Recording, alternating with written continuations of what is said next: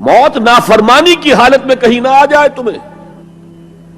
وہ کوئی ضمانت تمہارے پاس نہیں ہے کہ تم کسی گناہ کا ارتکاب کر بھی چکو گے پھر تمہیں توبہ کا وقت بھی مل جائے گا پھر موت آئے گی، اس سے پہلے موت نہیں آ سکتی. کیا معلوم عین اس گناہ کے ارتکاب کے دوران موت آ جائے. وہ موت کیسی ہوگی؟ شاید آپ کے علم میں ہو، لکھنؤ کے ایک بہت بڑے شاعر تھے اور ان کی موت بہت ہی مکروہ حالات میں واقع ہوئی. رات کو 2-3 بجے، جس کو آپ انگریزی میں کہتے ہیں in the small hours of the morning, شراب خانے سے نکلے نشے میں دھت، چکر آیا، گرے اور ساتھ ہی بدرو جا رہی تھی گندی نالی، اس میں گر گئے، وہاں سے لاش برآمد. کیسی موت ہے یہ؟ نافرمانی کی حالت میں موت آئی ہے، شراب کے نشے کی حالت میں موت آئی ہے. اور کیا یہ ممکن نہیں ہے کہ کوئی شخص بدکاری کا ارتکاب کر رہا اور عین اسی فعل کے دوران موت آ جائے؟ اچھا، اب اگر آپ نے طے کر لیا نہیں مروں گا مگر حالت فرما برداری میں، تو اس کی ایک ہی شکل ہے، کوئی لمحہ بھی نافرمانی میں بسر نہ ہو، مبادا اسی لمحے موت آ جائے. ہر لمحے کا پہرا دیجئے، ہر ساعت کی پوری حفاظت کیجئے، کہیں نافرمانی کا کوئی ارتکاب نہ ہو اور عین اس حالت میں کہیں موت نہ آ جائے. میں وہ حدیث آپ کو سنا چکا ہوں، لا یزنی الزانی حین یزنی وہو مومن. کوئی زانی حالت ایمان میں زنا نہیں کرتا، جب وہ زنا کر رہا ہوتا ایمان اس کے دل سے نکل کر اوپر سر پر منڈلاتا رہتا. کوئی چور حالت ایمان میں چوری نہیں کرتا، ولا یسرق السارق حین یسرق وہو مومن. کوئی شرابی حالت ایمان میں شراب نہیں پی سکتا، ولا یشرب الخمر حین یشرب وہو مومن. اگر ایمان بھی ہو دل میں اور یہ حرکات بھی ہو رہی ہو تو وہ ایمان 2 پیسے کا نہیں، 2 ٹکے کا نہیں. کیا اس ایمان کی قیمت ہے؟ کیا قدر و قیمت ہے اس کی؟ اب اگر عین اسی حالت کے اندر موت آ گئی تو یہ تو خلوع ایمان ہے، ایمان کا خالی ہو جانا ہے. یہ ہے وہ بات جو کہی گئی.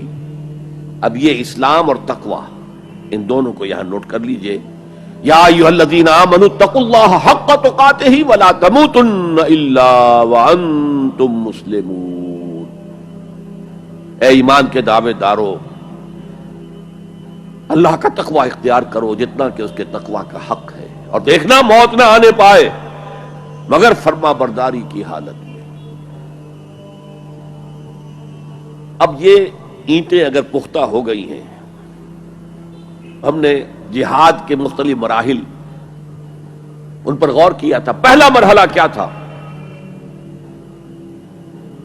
نفس امارہ کے خلاف جہاد، شیطان اور اس کی ذریت سلبی و مانوی کے خلاف جہاد، بگڑے ہوئے معاشرے کے جو پریشرز ہیں ان کے خلاف جہاد. یہ 3 جہاد کر کے کما حقہ فرض کیجئے کہ اب آپ تقوی اور فرما برداری کی روش پر راسخ ہو گئے، قائم ہو گئے. اب اگلا قدم کیا ہے؟ اب ان اینٹوں سے فصیل بنانی ہے. اینٹیں تو مضبوط ہو گئی، پوری طرح پک گئی، پختہ ہو گئی. وہ جو اقبال کہتا ہے کہ خام ہے جب تک تو ہے مٹی کا ایک انبار تو، اور پختہ ہو جائے تو ہے شمشیر بے زنہار تو. اور جس سے اکبر الہ آبادی نے بھی کہا ہے، اس سے بھی بہتر انداز میں کہا ہے، تو خاک میں مل اور آگ میں جل، جب خشت بنے تب کام چلے. ان خام دلوں کے عنصر پر بنیاد نہ رکھ، تعمیر نہ کر. اگر ساحل سمندر سے ریت لے کے گولا بنا لیں، وہ نم تو ہوتی ہے ریت، گولا بن جائے گا، پھر اسے شیشے پر بھی ماریں گے، شیشہ کھڑا رہے گا، ریت بکھر جائے گی. اسی گولے کو ذرا بھٹی میں ڈال کے پکا لو، روڑا بنا لو، تو خاک میں مل اور آگ میں جل، جب خشت بنے، جب اینٹ بنو گے تب کام چلے. اب اگر اسے مارو گے تو کوئی نتیجہ تو برآمد ہوگا کہ نہیں. تو یہ پختہ افراد کی شخصیت کو پختہ کرنا جو ہے کہ اجتماعی اس کو نظر انداز کرتی ہے، جیسا کہ میں نے عرض کیا تھا پہلی منزل تعمیر نہیں کی، دوسری کے اوپر چڑھانا ہو گئے، دوسری ہے نہیں، تیسری جو ہے وہ ہوا کے اندر اس کی تعمیر ہو رہی ہے۔ ہماری بہت سی ناکامیوں کا اصل سبب یہ ہے۔ حضور نے پہلے افراد کو تیار کیا ہے، افراد کے ہاتھوں میں ہے اقوام کی تقدیر، ہر فرد ہے ملت کے مقدر کا ستارہ، اور ہر حیت اجتماعیہ، کوئی تنظیم ہو، کوئی جماعت ہو جو اسلام کی سربلندی کے لیے کام کرنا چاہیے، اسے سب سے پہلے پختہ کردار والے افراد تیار کرنے ہوں گے۔ یا ایھا الذین آمنوا اتقوا اللہ حق تقاتہ ولا تموتن الا وانتم مسلمون۔ اب دوسرا نقطہ کیا ہے؟ ان کو جوڑنا ہے، اب اینٹوں کو جوڑنا ہے۔ And for that you need a cement substance۔ پچھلے زمانے میں چونا وغیرہ ہوتا تھا، چونے سے جوڑا جاتا تھا، آج کل سیمنٹ ہے۔ اگر یہ سیمنٹ سبسٹنس مضبوط ہے تو یہ فصیل اور دیوار مضبوط ہے، اگر یہ نہیں ہے تو چاہے اینٹیں پختہ ہوں تب بھی سیلاب کا ریلا آئے گا، بہا کے لے جائے گا۔ اینٹوں کی پختگی کے ساتھ ساتھ ان کو جوڑنے والا مورٹر جو ہے اس کو بھی مضبوط ہونا چاہیے۔ اس لیے دوسرا نقطہ، یہ سہ نکاتی لائحہ عمل، 3 نکاتی لائحہ عمل۔ پہلا تقوی اختیار کرو اور اللہ تعالیٰ کی پوری فرما برداری اختیار کرو، کوئی لمحہ تمہارا نافرمانی میں نہ گزرے۔ اب واعتصموا بحبل اللہ جمیعا ولا تفرقوا، چمٹ جاؤ اللہ کی رسی کے ساتھ مل جل کر اور تفرقے میں نہ پڑو۔ اعتصام عصمت سے بنا ہے، عصمت حفاظت کو کہتے ہیں۔ اعتصام حفاظت حاصل کرنا،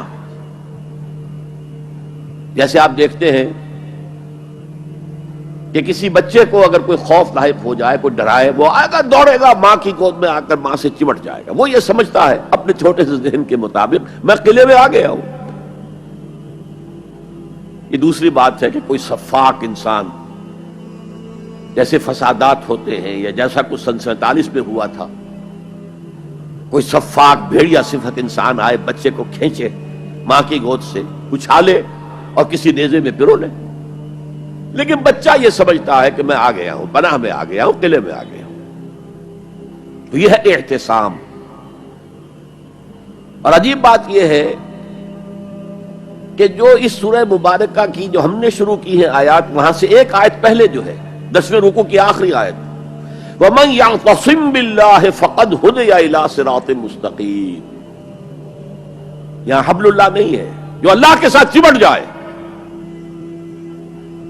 تو اس کی ہدایت تو ہو گئی صراط مستقیم کی طرف، اللہ سے جڑ جاؤ۔ سورہ حج کی آخری آیت کے بھی آخری الفاظ یہی ہیں، وَاعْتَصِمُوا بِاللَّهِ فَأَقِیمُوا الصَّلَاةَ وَآتُوا الزَّکَاةَ وَاعْتَصِمُوا بِاللَّهِ۔ وہ تمہارا پشت پناہ ہے، وہ مولاکم فنعم المولا ونعم النصیر۔ کیا ہی اچھا ہے وہ مولا، پشت پناہ، مددگار، حمایتی، کیا ہی اچھا ہے وہ مدد کرنے والا۔ تو وہاں پر بھی واعتصموا باللہ، وہی لفظ یہاں آیا، ومن یعتصم باللہ فقد ہدی الی صراط مستقیم۔ اب یہاں سوال پیدا ہوتا ہے وہ حبل اللہ کون سی ہے؟ اب اصول یہ سامنے رکھیے کہ قرآن مجید میں اگر محسوس ہو کہ کسی جگہ پر کوئی ابہام ہے، اجمال ہے، کہیں وضاحت کی ضرورت ہے، تو یہ حق ہی نہیں فرض ہے محمد الرسول اللہ صلی اللہ علیہ وسلم کا کہ اس کو بیان کریں، واضح کریں، تبیین کریں۔ انزلنا الیک الذکر لتبین للناس ما نزل الیہم۔ اے نبی، ہم نے آپ کی طرف یہ الذکر اس لیے نازل کیا ہے کہ آپ لوگوں کے لیے واضح کریں وہ شے جو ان کے لیے نازل کی گئی، ان کی طرف بھیجی گئی۔ آج ایک عظیم ترین فتنہ ہمارے ہاں جو ہے وہ انکار حدیث کا ہے۔ وہ گویا کہ حضور کو یہ حق ہی دینے کو تیار نہیں کہ قرآن مجید کی آیات کی توضیح کریں، تبیین کریں، جہاں کہیں کوئی سوال پیدا ہو اس کا جواب دیں۔ لیکن یہ جان لیجئے یہ حضور کا صرف حق نہیں، فرض۔ مجھے ایک بڑا تلخ تجربہ ہوا تھا لاہور میں 1973 میں، وہ جو عالمی کانفرنس ہوئی تھی لاہور میں، دنیا کے تمام مسلمان ملکوں کے سربراہ وہاں جمع تھے۔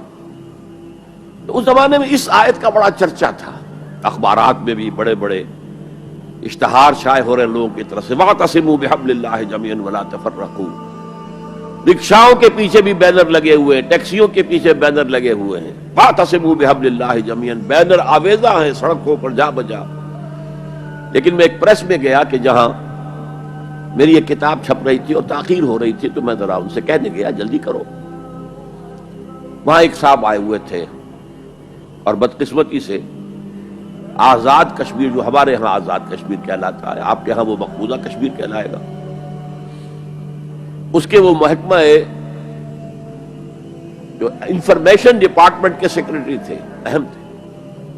انہوں نے کہا یہ کیا رہا، یہ لا یعنی کلام ہے، بے معنی کلام ہے۔ فَاعْتَصِمُوا بِحَبْلِ اللَّهِ جَمِيعًا، کہاں ہے وہ رسی، کس کو رسی، کون سی رسی کو پکڑوں؟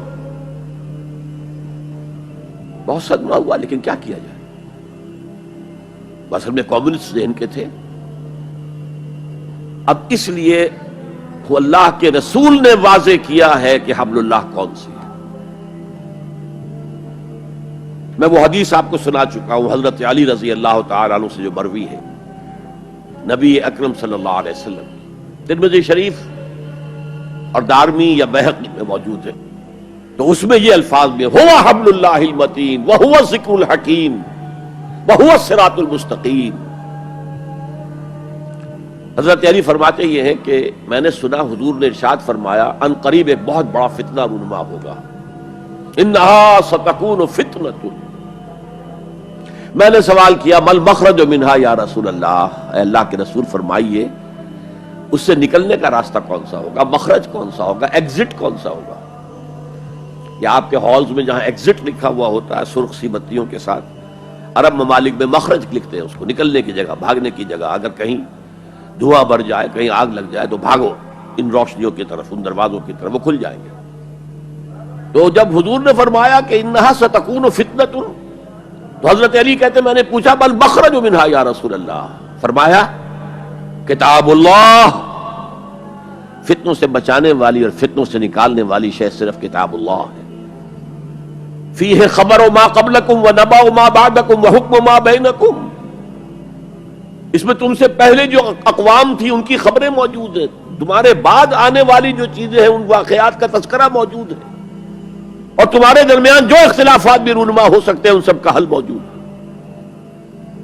وَهُوَ حَبْلُ اللَّهِ الْمَتِينُ وَهُوَ الصِّرَاطُ الْمُسْتَقِيمُ وَهُوَ ذِكْرُ اللَّهِ الْحَكِيمُ، اور یہی تو ہے اللہ کی مضبوط رسی، اور یہی تو ہے الذکر۔ تم نے الذکر نمبر کیا بنا لیے ہیں، کس طرح کے اذکار، سب سے بڑا ذکر الذکر،